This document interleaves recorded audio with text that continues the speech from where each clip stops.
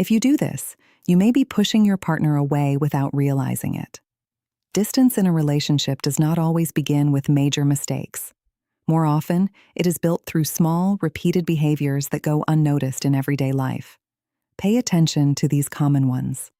First, turning every conversation into a complaint. When every discussion becomes a list of grievances, the other person begins to avoid getting close. Over time, they become quieter, not because they no longer care, but because they are trying to escape the constant tension. Second, never showing satisfaction. If their efforts never seem to be enough, their motivation to keep trying eventually fades. No one stays inspired when they are constantly reminded of what they failed to do rather than what they did right. Third, withholding affection as a form of punishment. Using distance to express dissatisfaction creates resentment, not reconnection.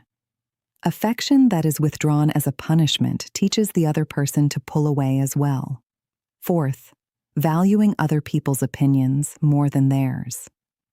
When a partner feels that the opinions of others carry more weight than their own within the relationship, they begin to feel replaceable, and people who feel replaceable tend to withdraw.